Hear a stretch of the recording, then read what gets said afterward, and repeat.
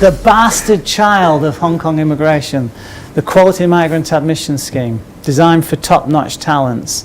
In essence, if you've won a Nobel Prize or represented your country in the Olympics or a concert virtuoso, or you've done something so super special, fantastic in your life, you can make an application under this program for the maximum points, slam dunk, you are a special talent. And if you qualify on that front, you'll get a Quality Migrant Admission Scheme visa. However, if you are a special talent but you're not that special, you can make an application for this visa type under what's known as a general points test.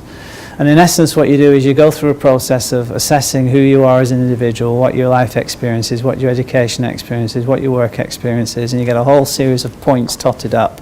And then once you've got a minimum set of points, you can then go on to get more points, and once you've got those more points, you make your application, you go into a selection committee that is organised around various industry sectors, and then the committee meets and then they have a look at what's going on and who the applicants are and how much of the quota they're going to issue in that particular selection exercise. And for all practical purposes, there's this sort of black box thing going on that you've got no visibility over.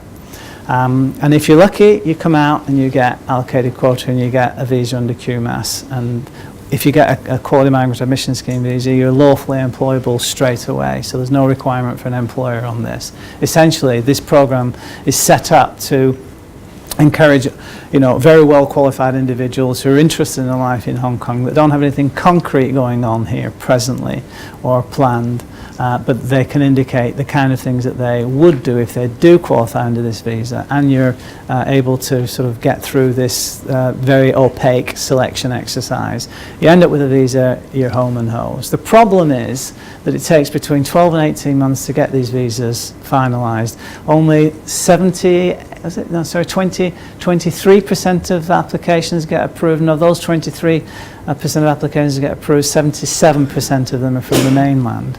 So when you look at the history of approvals, you see that you've got to have some kind of esoteric skill set about you if you're not Chinese to qualify under this program. And when I talk about esoteric skill sets, I'm thinking about ice hockey coaches, thinking about people who have qualified psychoanalysts, psychotherapists, I should say, and they use, in this instance, art as a therapy to, deliver psychotherapeutic outcomes. Unless you're sort of part of the madding crowd and you're Chinese, if you're a non-Chinese applicant, experiences suggest that you've got to have something very, very special about you. As I said, the problem is it's a 12 to an 18-month process. It's a black box. You can go through all the intellectual and emotional investment in this application, and then at the end of it all, you'll not be selected and you're no further forward. So I don't think it's particularly practical. However, it's a slow burner application. If you haven't, you've got time on your hands and you are very well qualified, this is a decent program to sort of have a punt at, if you will. And if you qualify as a special talent, then you've got a good chance of getting approved. We don't actually take any paid instructions on this visa type because we can't deliver any value.